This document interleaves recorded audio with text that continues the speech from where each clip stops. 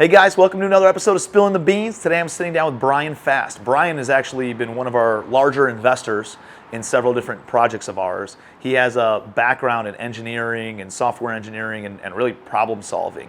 And he's super smart, thinks at a whole nother level, and actually we decided to partner up and generate and create over the past 2-3 years in the works.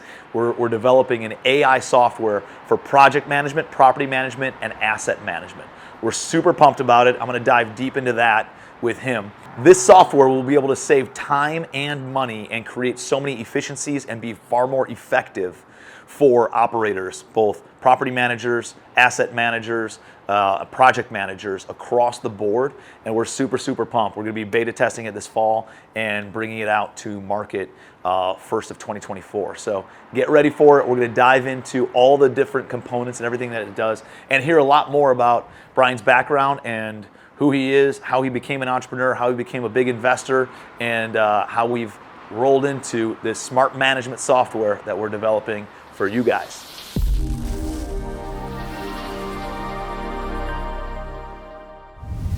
Brian Fast, how you doing, buddy? Good. How are you today? Dude, it's good to be up in Cleveland with you. Appreciate you. We got a lot of good stuff going on today. For sure. A lot of filming, a lot of things that we'll disclose what we're going to be bringing out in this episode of Spilling the Beans.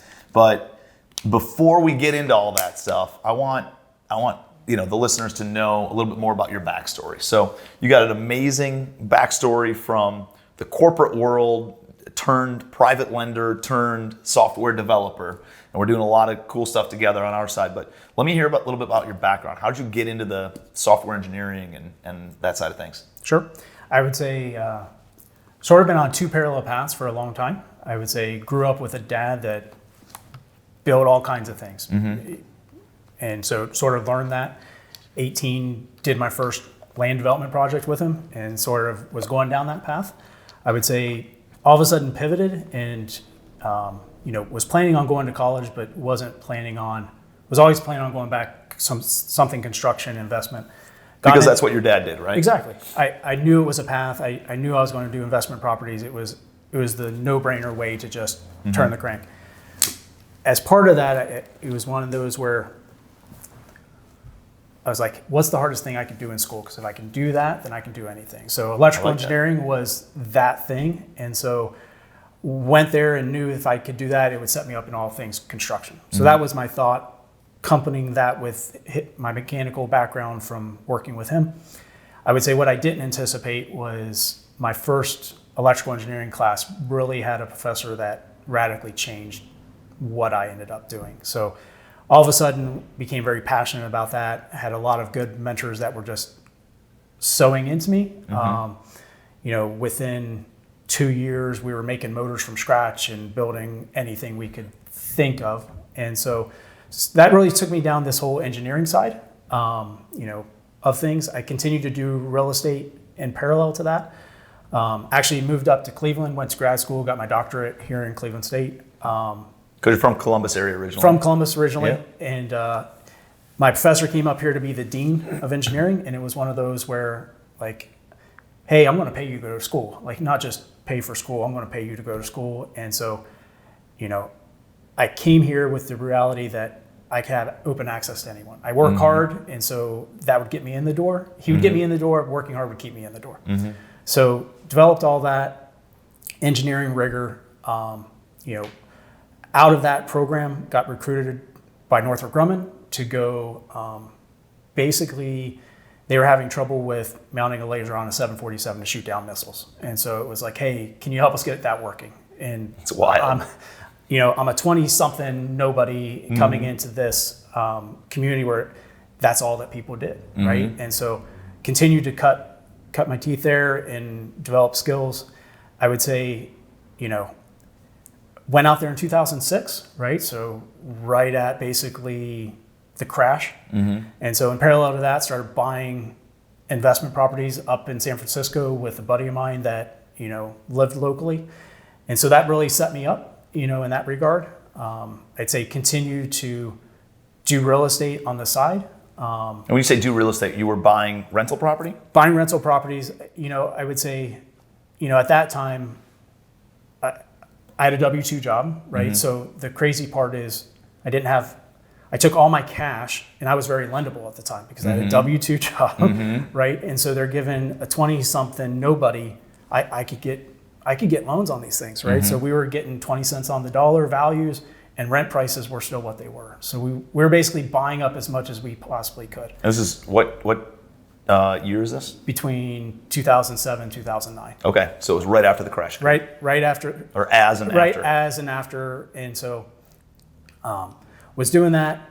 We finished up the project there in California, moved back here, started working at Rockwell Automation. So didn't quite realize that, what that would turn into. I thought that'd be a short stopgap of like, hey, once again, they had another need, another problem, and it was one of those, hey, I can come in, I know I can solve this, and ended up solving that. But when I was hired into Rockwell, I didn't know what I was getting hired into. Like, my interview was with one of the best architects in the company, and so I very much got integrated with the right technical team, so like they can pivot me to contribute.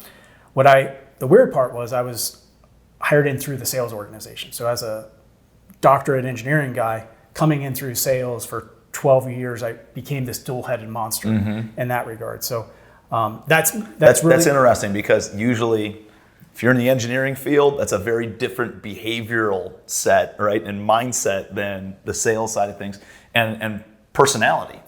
So to be able to do both of those things makes you an amazing double-edged sword. And that was really the thing, was be the liaison, the chameleon that could sort of be the referee of, like, you've got strategic customers that are yelling at you that it's always your fault, but you got to have the commercial sense to how to tell them they're wrong, or how to come back to our team and say, no, guys, you're wrong. And be able to communicate with both the engineers and the client. Yeah. Exactly. And in the end, you got to keep the machine running. Like, it's a different asset, but it's all about driving profitability, right? They've got this asset out there. It's like a space asset, right? It's like a big commercial building. They don't want to touch it because it's producing value. And so I got to keep it running today, but yet go back to our teams and say, hey, what do you got to do differently, right? So very much learned that skill set at Rockwell. In parallel to that, like, I'm here buying locally, residential things, doing some fix and flips, doing, some rental types of things. But I got to the point where I couldn't do it all, right? So essentially, I'm married, I had a kid, I had another kid. So between the family, work, and not having a true business doing my residential stuff, I reached a point where I couldn't scale anymore, right? So I had to pivot, and the only thing I knew at the time to pivot was my investment side stuff. So I started looking around at different folks, and you're one of them that I started tracking for probably 6-8 months before we talked even, and started. We got introduced through Mark, right? So it's interesting though. Like, so Mark and I, we went to school together, but Mark didn't connect me. I realized your connection to Mark after I found you. Oh, really? And so, but like. But didn't we end up meeting at like Red Steakhouse, I think, is the first time that we ever met? That was the first time we met, but we had talked. We had talked and done deals. So the Albany deal was the first one that I did with you. And I did that even before that connection, which that just further helped solidify it. Right. But to me, the big thing was it was when I first got to know you. You were at your pivot of going from residential into commercial, right? And so, your deals down south, with the way you're structuring that with your partners and stuff, gave me enough comfort to write that first check, which, taking that first step is always the hardest. But we did a couple deals together, invested in a deal in Illinois with you, and I would say didn't realize what that would be at the beginning. Initially thought it would be sort of the stepping stone just to doing more together. But I would say started doing all the due diligence with you guys, right? Walked the project and got on all the calls with Matt through the whole project. And I would say you guys are clearly winning, right? You're acquiring more assets, you're driving value, but it just, now. we are the epitome of hard workers, right? And like, there wasn't a lot of finesse though, right? If there was a brick wall in front of us, we would run through the brick wall instead of figuring out a way on how to scale it and go over it, right? And that's how we built our business. It was just a bunch of blue collar kids who were smart and worked really, really hard, right? But there was definitely a smarter way to work rather than, I always give the analogy of Christmas Vacation, right? In Christmas Vacation, he's putting the lights on and it doesn't work, and everybody's outside, and the mother-in-law goes, "What a silly waste of resources," and the daughter, defending Clark Griswold, says, "Well, he worked really hard, Grandma," and then the father-in-law says, "So do washing machines," right? Because they don't work smart, right? You have to work smart, and that was one of the pain points and the bottlenecks that we face. Is like, we worked really, really hard, but there was definitely a more efficient way to do it. And one of the things as you're talking and sharing your backstory that I'm seeing over and over and over again is you focused on solving problems, right? It wasn't, there's so many people out there today that are like, oh, here's what I'm worth. The marketplace doesn't care about the value that you are. The marketplace cares about the value that you add, which is why whenever you went to all these different organizations, you went there, you added so much value, they didn't let you leave, right? They'd find another opportunity, find another problem for you to solve, which is so profound. And I think a lost art or something that doesn't get enough value today, where everybody's just like, oh, hey, here's what I'm worth, and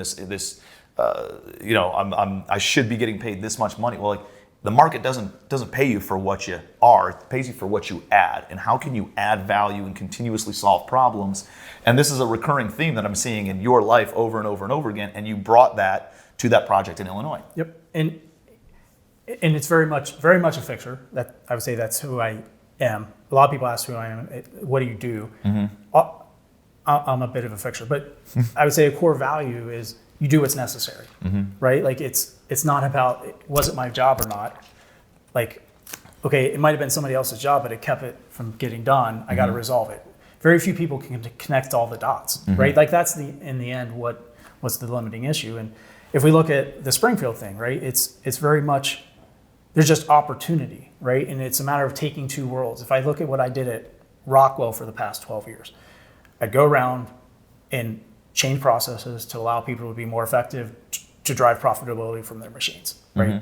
We're taking these principles that have been applied to automation and saying, hey, how can we apply these tried and true things that we know work to an operations sense? Because we know operations is driving everything right now, right? Like, there's a barrier, there's a need, we can create value, let's go try to figure something out. Well, for backstory for the listeners is like, we still have calls every Monday and Tuesday, every 30 minutes on every single one of our properties with everybody who's involved in each of those properties. So every 30 minutes we'll do a KPI call, key performance indicator call, and run through a lot of the metrics in order to quantifiably manage these properties.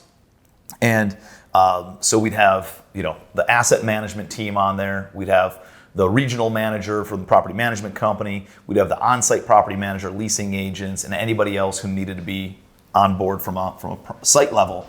And so we'd have all these people on the phone call, and Matt Carlin, my COO, would have his computer open, and he'd have 5 different tabs, right? He'd have a tab for workflow management, like Monday.com or Asana or something. Like, that's one of the things that we used before. He'd have the property management software open so he could pull up documentation. He'd have Google Docs and like Excel spreadsheets opened up, and all these other different softwares where he'd go and gather the information from all these different sites. And I remember you asked a question, you're like, how is there not something that just has everything in one place, right? And that was kind of the impetus of like, this seems like a pain point of like, there's everything's all over the place. It should be consolidated and it should be easier to access, and there should be some sort of notifications and things that happen. And yes, there's kind of some softwares that do it, bits and pieces of that, but nothing that really, from a global perspective, puts everything in one place and then automates it, right? And one of the big issues that we found in our property management is people become the bottleneck, right? People aren't doing their job. People say, hey, it's not my job description, or they drop the ball, or they're potentially not competent enough to check the box and get things done the way that they should be done. And it's like, with all the expenses going up on properties, interest rates have gone up, insurance has gone through the roof, labor costs have gone up, supply chain's still messed up, so material's not there. And you're looking at, where can we save money? Where can we, commercial real estate's valued based on the income approach. So you take how much income you have minus the expenses equals the net operating income that you're left with, and then the property's worth some sort of multiple or cap rate of that. If all these other expenses are going up, you either need to figure out a way to substantially increase income or find other ways to decrease the expenses. And that's what I'm super excited about this, right? Because the software that we're developing is essentially AI for property management, project management, and we're utilizing it in this facet initially, but it can be used in many other different industrial applications too. And the exciting part is that it's self-thinking, right? And in a way, you don't need as much staff that you had to have before in order to double check everything, because this makes sure that nothing slips through the gaps, right? So can you share a little bit from the engineering side and the software development side, kind of what you wanted to create and kind of what it's turned into? Sure. I would say attacking those biggest barriers was the most important part, right? You mentioned 5 different softwares, right? The problem is each one of those are critical. And if I want to start automating and making it smart and making it just do what it's supposed to do, I have to have 5 different systems talking. And inevitably, on what's been shocking is, even on multiple of your projects, the different local sites sometimes use different software. Yep. Right? So like you're now multiplying your problem everywhere because it's all bolt-on things. So, fundamentally, we looked at this and said, hey, we want to go end to end, which means we got to have a lot in there, unfortunately, right? But we said the upside value is worth it. So we've been leaning in and saying we want to pull everything under this thing, which doesn't mean just tracking what worked, but tracking when it's doing it, who's doing it, and what other things are they doing. Tracking the prioritization. It's shocking how much time is just spent on a call trying to understand what's going on, because it's on somebody's whiteboard, what they're doing today. Like, Matt has no visibility to the whiteboard unless you put a video camera on it. It's crazy, right? So that is the first step, which then leads us into the whole concept of SOPs, right? Like, if it's the property manager has all that tribal knowledge and they're the only person that can do it, they are the ultimate bottleneck. As soon as they go away, you start from scratch or nothing moves, right? That's a horrible, that's not sustainable. It's not transferable. It's not a business that you can hand off, right? So driving in standard operating procedures into this, and I'm not just talking like, hey, I'm attaching a Word document, that is my standard operating procedure. Because now all of a sudden, you're still forcing them to have other lists because it's not all driven within the software. Once they go do it, everything is driven within the software. That's easy to use. It's very clear. Do this step, then this. And don't go to the next step until you've done this. And oh, by the way, I'm auditing you based on that, right? So the property manager that's running things, we're doing dynamic associations, fancy word that just says, hey, whatever information you need at that time, you're going to have, right? So we're sorting things such that, hey, if you've got something that's actively being prioritized, it's in your face and you go prioritize it. If it's something that's requires your approval, it's in your face. Otherwise, it's then done and it just disappears. I'm not trying to create this data lake, right? That's the problem is managing an apartment complex isn't rocket science, but it's death by paper cuts. There's so many things that you got to keep track of. I don't see how you can do it efficiently without that, right? So we've been building those underlying things but then we're really driving towards what is the highest value, right? If we can move from 85% to 95% by ensuring that, hey, what does that mean? That means I can miss 2 weeks of rent. Like, So 2 weeks versus 4 weeks, right? That's a big deal. I can't rely on the property manager. I just want the software to automatically drive actions. Hey, when this person's about to move out, my ops team should just be assigned the task to go check that and make sure that it's going to be ready. Just bypass my operations manager. Yep. Like I don't even want you to have to be worried about that. The software should just do it, and that's what we're doing, right? We're basically building in intelligent automation to make it behave like an expert. Right? I love it. And so what that does is it reduces the amount of, well, one, slips, right, and falls and gaps in the system and things slipping through the cracks. That's always been our biggest issue with using third-party management, because you're reliant, like you said, on the bottlenecks. If the regional manager isn't driving the operations, then you're subject to the on-site property manager. If they're not, it's just, there's always bottlenecks and all that stuff, and that's what this alleviates. You don't need, one, you don't need as many people, and two, you can't mess it up, right? It's not like bad data in, bad data out. Like, it forces you to go through the steps in order to do everything the right way. And it notifies anybody who has the responsibility, and it shows that the buck stops with that person, right? Exactly. So let's talk a little bit about the life cycle. You said, hey, it goes from beginning to end of the whole process. So when somebody finds a deal and they find an apartment building and they want to start the due diligence process on it, like, is that when somebody should start onboarding this type of software and put that information into the system in order to start the due diligence process? So ironically, that was where we really wanted to start, was focusing on when somebody first buys it and does a stabilization project, right? That was where I think the biggest value is. I would say the way that we've done this is, unfortunately, to own the whole project, you've got to be able to drive operations, right? And driving operations in and amongst the stabilization project side is where all the pain points come, right? In reality, you've got your ops people in a different system than your project management people. So, which is always the issue in any value add project, right? Because property management doesn't know when a unit's ready. Project management doesn't, they think a unit's ready, but it's totally not. And then there's always this, how do we not have standard procedures where people aren't talking? And it happens over and over and over again. I've done this at a high level for a long time, thousands of units. And it's like I was on a phone call 2 weeks ago, right? And it was the same thing. Hey, we delivered all these units, says the contractor. Property manager's on there and says, like, there's boxes of fan parts in the middle of the living room, right? It's all dusty and dirty. It's like, no, it's not delivered. Yep. Turnkey. So getting them to communicate is such a critical component. And even with the quality of team and staff, there's still issues on that. Yep. And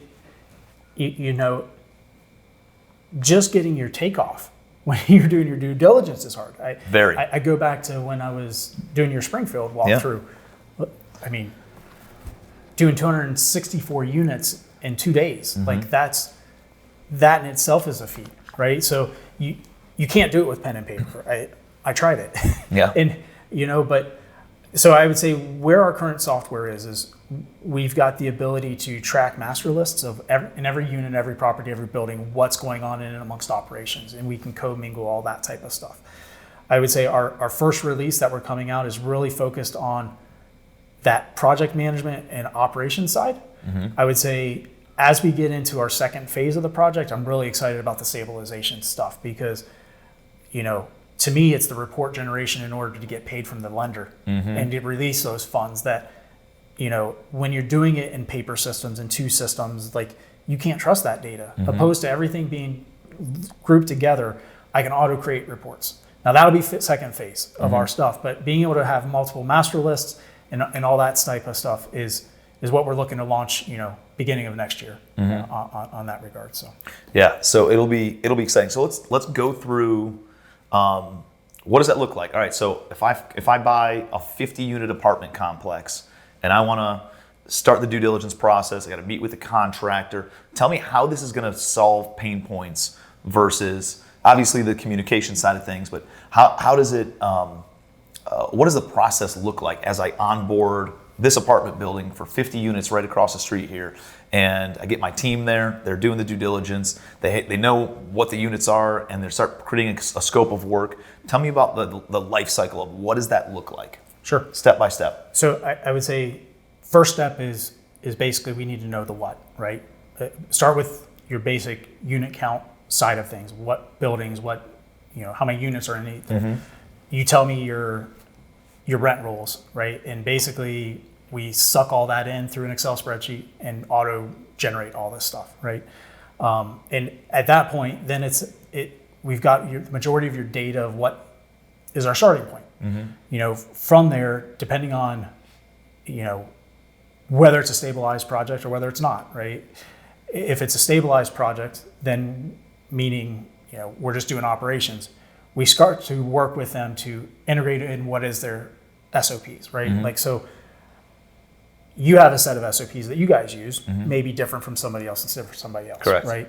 It's a matter of, we're basically sucking that data in and defining that. So if somebody doesn't have their own SOPs, there's essentially a template from our SOPs that we utilize that they can then tap into right away though. Exactly. And that's in automation sense, they're called accelerators, right? Like if you want to use somebody else's, use somebody else's. Mm-hmm. If you want to use yours because you trust yours and your people know yours, you can use it, mm-hmm. right? But it's basically in there to,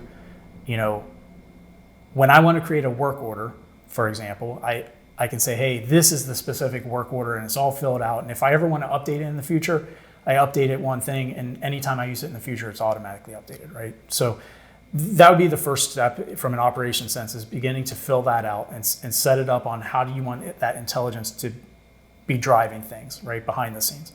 The second part from let's say the project work side, ultimately, this is the death by paper cuts, is you've got, let's say, all this work in different projects or in different units. Mm-hmm. We basically start creating a master list in every specific unit, right? Which is what you have to do. Whether it's a unit, building, property, you go out there and you say, within this thing, this is all the work that needs to be done. And mm-hmm. we start capturing that. But we also say, we start to allow you to prioritize that work within that unit based on its functional thing, right? Like, hey, I need to do demo before I install floors. I need to install floors before I install cabinets, yada, yada, yada, mm-hmm. right? You can basically start building out that master list for every single thing. I would say where the value really then starts to come is when that's not how you plan your work, right? So we take that same data and say, hey, I want a different view of it, right? I want to see, how am I actually planning this work, right? So I want to group all my floor stuff together because all my floor is going to be prioritized differently. Mm-hmm. And based on when that's getting done, it's going to impact all my other downstream schedules, right? Mm-hmm. Or, hey, I need to prioritize work based on Jimmy, right? So all my tasks assigned to Jimmy, I prioritize. And when Jimmy comes in, Jimmy's not coming to the operations manager or the project manager. He's looking at the software because it's, hey, here's the 10 things that I have to do, but it's not just randomly. I do this, and then I do that, then I do that, right? Like, it takes the thinking out of it where you cannot mess it up. As long as you can just follow a list, right? Follow an order, yep. then you can't not have success with it. Yep. But that's where the bolt-on things struggle, mm-hmm. right? Is you can define a what, but you can't overlay the priority on top of it in an effective way to then also have operations intertwined in it, mm-hmm. right? Because also like as we're getting close on these things, like I know I want to do this unit term, but I need to move this person out, mm-hmm. right? How effectively I can actually move the person out into another unit, all this stuff becomes, a juggling act. Mm-hmm. And that's really, what, in my opinion, where the bolt-ons or any other separate spreadsheets, like they just don't work. So that multi-tier prioritization is really what's going to drive that operational sense. I would say the other part of it that's been, I would say, mind-boggling to me a little bit is just the financial forecasting mm-hmm. of, right, your ability to reach your occupancy goal in the shortest time possible is what the goal is, mm-hmm. right? That might be your biggest, it's at least one of your top 3 biggest lever arms. my experience, you've got the property manager always overestimating what they think the future occupancy is, right? Because they don't even really tell you. They say, hey, here's the number of people moving out, here's the evictions, here's the people moving in. It's a pluck from thin air number. And so you're double booking everything, Yeah. right? And so when I went to start looking at this, the equation to go through that database is at least 9 terms long with if conditions on multiple things. On 260 units, you're going to do 9 equations on 6 different if conditions. Like, there's no way you're getting even close, right? And so, and hence that's what's happening in Springfield, right? Yeah. Like it's now that project's almost stabilized, right? But the timelines, we're at 91% now. you know, but the timelines are just stretched, right? It's still going to win. It just didn't win as good. And so, you know, in talking with Matt, you know, Fridays, they do all of that analysis from the ownership group, right? Like, because that's the most important thing. But if they don't have, if they're not doing it at the data level, like, they're pulling their hair out. They're spending all day on an ownership group trying to understand that. We're just going to predict that, right? Like, we're going to say, hey, in 60 days, based on what you've told us of all your pre-leases, move-outs, this is what your future occupancy is going to be, right? That way, you know, hey, am I on track to meet my goals, or I got to do something different, right? Like, if I'm not on track to meet my goals, I got to start looking to see what is the barrier, right? Now, that could be multiple things. It could be leasing. It could be, you know, moving people out, and a lot of different things. But at least I know that there's a problem. So, and that's one of those things where, as you know, you acquire real estate, and even, you know, when you bring on a new management company, everything's pro forma, but it's all, again, plucked from thin air kind of numbers, right? There's no real basis behind it. It's just kind of like, well, we're going to add a 3% rent growth, and we're going to add this, and think that we can get more occupancy, and it always goes up, but it never does in actuality, right? There's always these ebbs and flows, and why are we stagnant, and why are these other things? And this predicts that. This predicts, and it sees what other people aren't being, with the management group, isn't being told by the operations team, right? And it can see that, and it can give a predictable outlook of what that's going to be. And I don't even necessarily think it's always hiding. It's just the property manager, once again, death by paper cuts. Yeah. They've got so many things, they're running to the next fire and focusing on the urgent instead of the important, right? And it's like, when that's screaming in your face, no, I'm not meeting my goals, now all of a sudden that becomes the urgent, right? It's the check engine light. You know, you're not on track. And so. No, I'm excited about it. And then, so how does it benefit? Are there benefits for the tenants? Are things easier for the tenants to ask for work orders and get things done? Like, how does it create more efficiencies in tenant communication? I would say the ability to interact with our team is going to be extremely easy, right? There's 2 easy ways to interface with this through the tenant portal, right? I would say there's definitely the Me Too features, right? You're able to pay your rents, you're able to pay credit cards, ACH, those types of things, right? Able to schedule work orders through our app, real easy. And I would say the benefit of that compared to others would be when you schedule that work order, right? It just doesn't go off into a database and just sit in a queue, right? It forces it into the property manager's active workload, right? And because we indicate what is and isn't prioritized, right? Like we're driving action to those things, so it just doesn't sit off there. You know, so from a tenant experience perspective, we're looking to cut out slack, right? And to turn those maintenance orders quicker without getting the property manager involved, right? So that's, I would say, a benefit. I would say where we're going in the future is looking to provide more and more value to the tenants, right? Like we're not looking to be a Google, right, of selling information off. We're looking to come along and be a safe, trusted data. Like as a tenant, you're giving us a lot of information, right? Like we're going to safeguard that information, but at the same time, we're going to, in the future, look to provide additional ways to provide value to that tenant.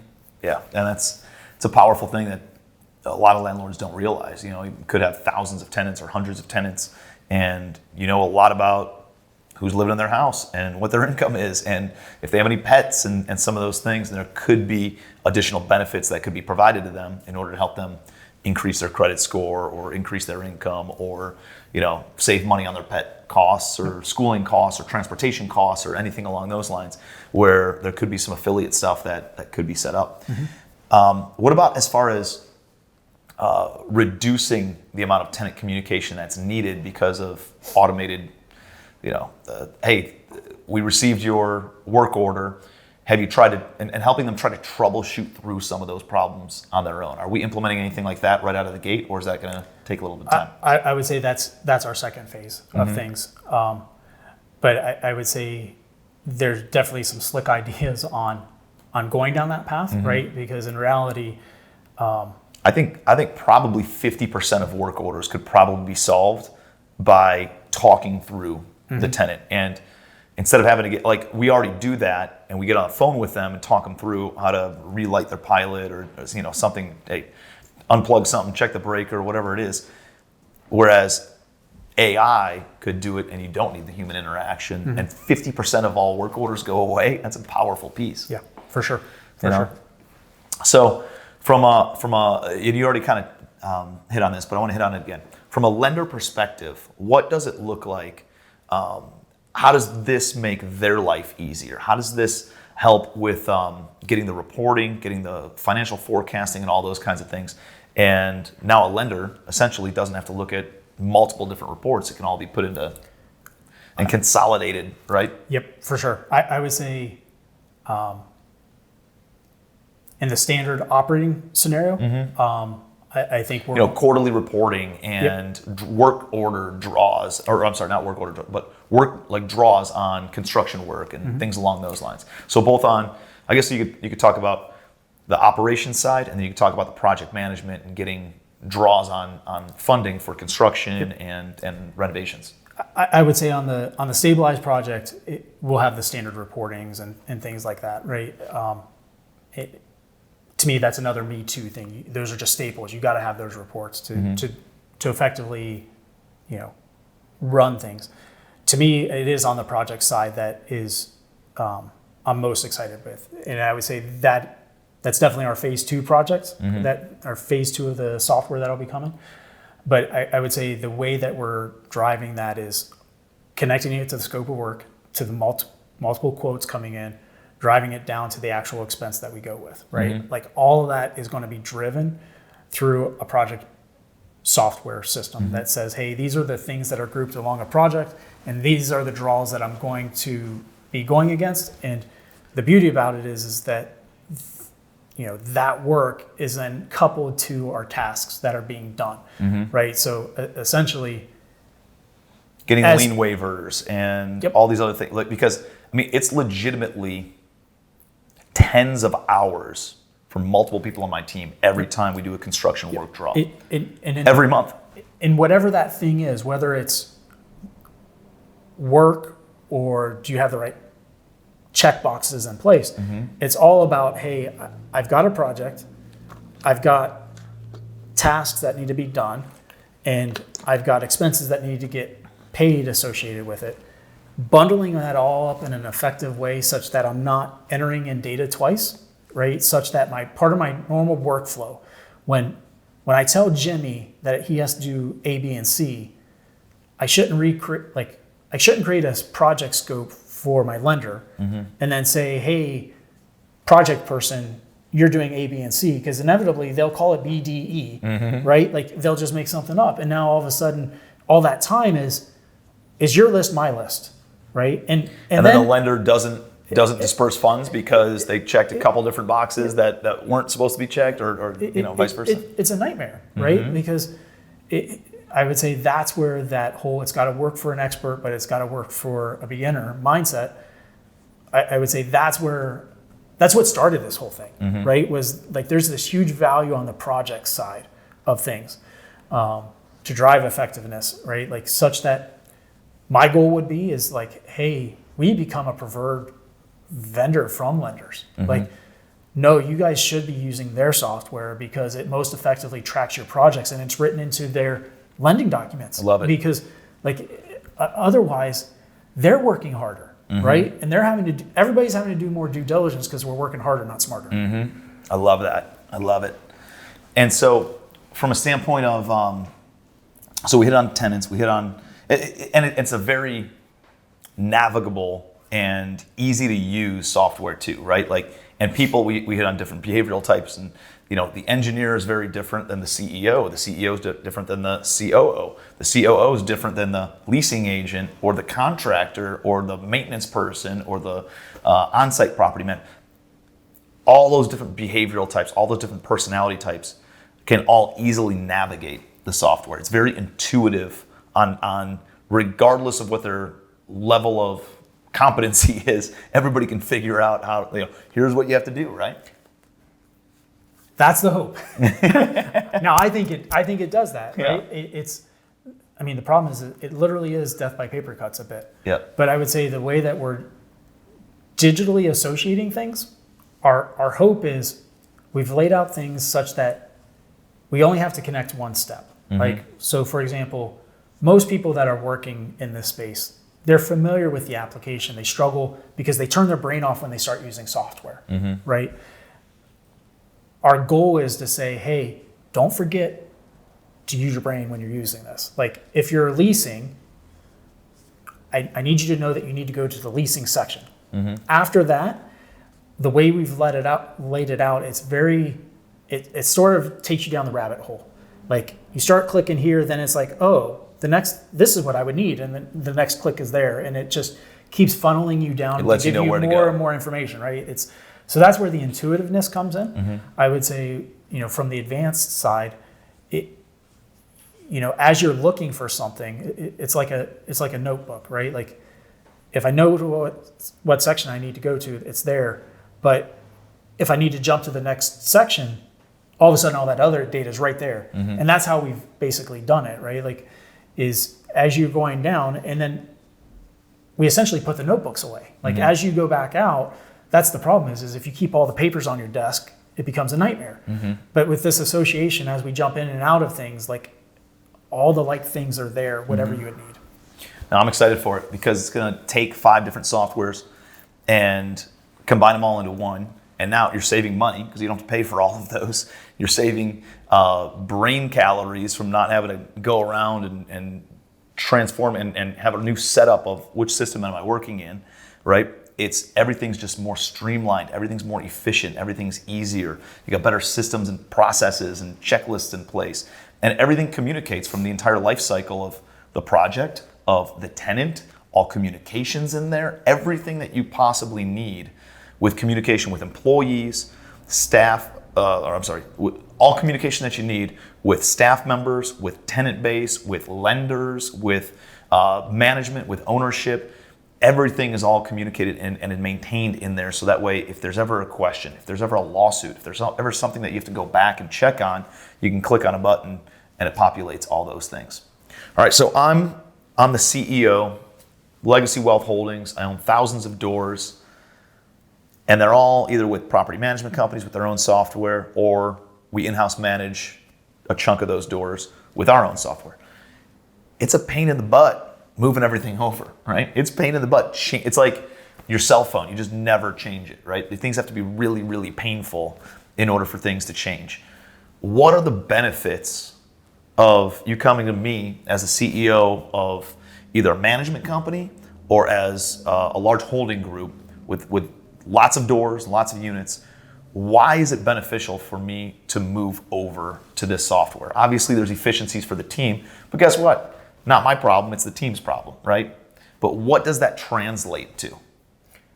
So maybe there's 2 parts to this. I think obviously we're providing a solution that has value, and I think we need to define what we think that value could be, right? So we've defined our 10, 20, 30 targets to begin with, which is 10, 20, 30 targets. Our 10, 20, 30 targets that we think that we're going to be able to achieve with this as we roll it out on your property. Now, every property is different, so you don't necessarily know that for sure. It may be easier or harder based on how poor the property is currently ran. right? But really we're trying to move from a 85 to 95% occupancy rate and leveraging our intelligent automations, right? So we're looking to see a 10% bump in revenue, which with typical cap rates is 100% turn on profits, right? So focus on that top line growth and earnings. Looking to accomplish that through 20% reduction in repetitive tasks by integrating our SOPs within this and just having all that stuff work. We're really targeting the property manager being able to focus on that important rather than the urgent fires. I would say on the larger projects and for the ownership team, we're really targeting a 30% reduction in their time, right? We're looking to make it more effective for them to do the highest and best use of their time. And whether that's reduced schedule on a large stabilized project or whether that's, more effectively auditing things week over week. So I would say that's how we think we're going to build a better rat trap, and we think we have a better value. I would say. So you're increasing revenue, you're reducing repetitive tasks, which saves money, and you're reducing timelines, which is more important than money in a lot of capacities because that time is there's the quantifiable measure of that time of the rents that are being missed and the costs that are being associated with that unit sitting vacant. But even more so to me, it's like the peace of mind of knowing something's stabilized, being able to go to my investors and say it's stabilized, being able to go to my lender and show that it's stabilized and not have the continued conversations of why isn't this stabilized yet? Why isn't this stabilized yet? And that creates more time and more issues and consumes you more and stops you from being able to pursue other opportunities. For sure. And I would say that's what we're driving on the technical side. I would say on the commercial side, we know that there's a pain to change, right? But I would say we very much are, the reason we're partnering is, I'm bringing the software, the tech architecture side, you guys are bringing the operational know-how, and we're merging them together to say, how do we take the best of automation and tech stuff and apply it to best-in-class operations and get a better product, right? I would say as we move that forward, our future customers, we're looking to create that same type of experience, right? And that same type of white glove treatment, but we're also looking to get in the same boat together, right? So, this is a really, really, really exciting component that we've integrated because we both believe that wealth is like sunshine, right? It's something I talk about on a lot of podcasts. It's something I talk about in my coaching and in my training. Is like I believe wealth is like sunshine, and somebody else getting sunshine doesn't take any sunshine away from me, right? There's plenty of sunshine to go around. I think wealth is the same way. There's plenty of wealth for everyone, and I think we, in talking about another one of my quotes is like I'd rather have a part of a watermelon than 100% of a grape. There's a lot more juice in the squeeze of a fraction of a watermelon than there is in 100% of a grape, and that's the philosophy behind this partnership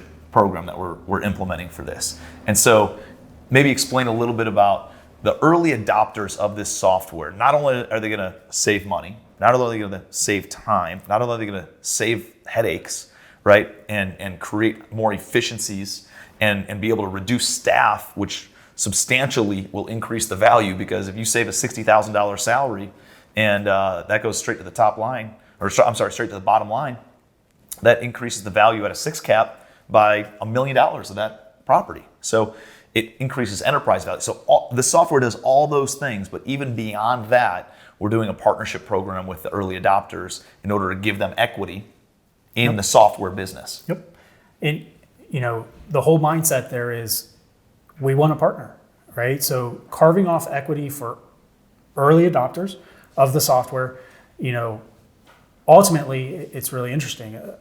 The rate of growth that we're going to be able to do that we're forecasting on our software company will allow us to create a lot of value, right? And so being able to share that with the people that help get us there, I think is an important part, right? It gets us fully aligned. But to me, the important part is like we're now white glove treating this, right? As you're integrating in, it's you're not just going off into a queue where it's like, hey, I don't really have a voice. No, I mean we're looking to drive this to make top scope, top of class, right? And so being able to partner with you and looking at whatever that barriers are, we're going head first for those barriers. I mean, we talked earlier about, my role as the fixer at Rockwell. It was literally go to the Fortune 500 companies, the Teslas, the P&Gs, the Disneys, and like, hey, this is keeping their machine from driving things. I don't know what the problem is. I just know that they can't get what they want. Go figure out the barrier, figure out the solution. To me, the more we talk to our key partners, we're going to identify those things and just look to make more and more value. And as we win together, right? And that's it. It legitimately is such a good win-win analogy and example because, all right, so as a software company, what are some of the gaps that you would have? Well, onboarding clients, right? So there's obviously going to be things that we want to make improvements to and things that could be a little bug in the system. It's like you don't want somebody to leave and go somewhere else or wait to adopt the software until everything's exactly perfect, right? Because it's always an improvement process. But it helps us by bringing people on, showing them all the benefits from day one, right out of the gates. They're going to be saving money, saving time, saving headaches, increasing efficiencies in their operation with the software, even in its beta version, right? And because they're willing to give us feedback and because they're willing to do those things, we're going to be able to make a better software and work with them, and they'll stay with us long term until there's some sort of a capital event, until we go public or until we potentially sell to private equity or whatever we want to do. So it benefits us a lot from the software company. But think about how it benefits them. They're able to come on, obviously put all these different efficiencies in place, but a lot of times as a real estate owner, I share feedback with the software companies like, we got to do this, and it just falls on deaf ears, right? And to your point, you can almost create a customized, software based on whatever your needs are and whatever niche, whatever industry that you're in. We can make the improvements for people who have all office or who have all retail or who have the residential side of things and take that feedback and create a really customized operating system for them and for their team on that side. And as a property owner, I think about, I can take this building over here, it might be 50 units that I buy for $10 million, right? And I buy this building, that's a lot per door. Let's call it $5 million, $100,000 a door. I buy this building for $5 million, and I can maybe make it worth $7 million, right? But I'm kind of capped. There's some efficiencies and some things like that we can put in place, increase income, decrease expenses. But at the end of the day, I can't really push the value beyond that. And as a property owner, I'm limited to having to go out and buy more property in order to increase my net worth and my balance sheet personally, and build more wealth that way. Versus by continuing to do what you do and you just utilize this software, you get a percentage of the equity in the software company, which now has valuations that aren't at a 8 cap or a 6 cap or anything like that. We're talking about 100x valuations in the tech side of things. And all you have to do is utilize the software and stay with us. And kind of, obviously, we would want people to invest into it and stay with us until there's some sort of a capital event. But you get all the benefits of the efficiencies of the software and cost savings and everything else that comes with it. And whenever there's a capital event in the future, if we go public or if we sell to private equity, they're going to get a chunk of the profits just because they were still doing what they were doing, which is not found in any other software company. In fact, I think we have a patent pending on that concept. I mean, to the extent, it's probably the reason. I mean, this was one of the first ideas you and I actually talked about. Yep. Right? Like when we were contemplating doing something, the go-to-market discussion was all at that point, right? Mm-hmm. And I would say, to me, the go-to-market and acquiring customers is it's the hardest part, right?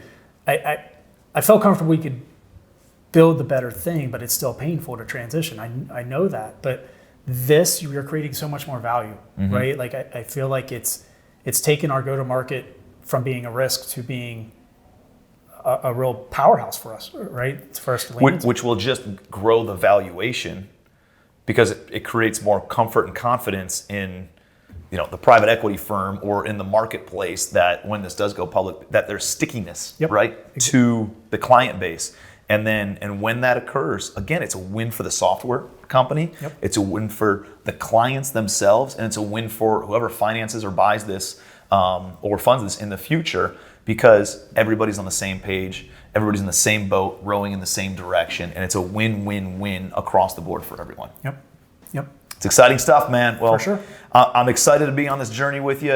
I've learned a ton about the software and space, and just putting all these things in place and looking at things from a different perspective than just real estate entrepreneur or even a small business owner. Like, we're talking about big valuations. We're talking about tech valuations, and really stirring things up in an industry that's very antiquated, that's very slow moving and old school thought processes, and completely re-engineering how properties are run efficiently, effectively, and boldly moving forward. So appreciate you, man. For sure. Looking forward to it.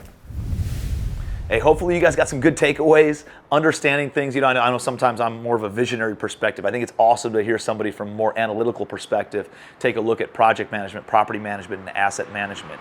And so if you got some good takeaways, I'd love to hear your biggest takeaways, or any questions that you might have about the software. Put it in the comments. If you would, subscribe to the video. And most importantly, if you have interest in onboarding the software and utilizing the software for higher efficiencies in your own organization, please shoot me a message and communicate with me, because Smart Management, we're going to be doing customer partnerships and giving equity to the first 100,000 units that we onboard. So that way you can be on the ride with us as we have large capital events. As a tech company, you're going to be in the same boat, rowing in the same direction, celebrating with us. So appreciate you. Just shoot me a direct message, or we'll put the link in the comments below.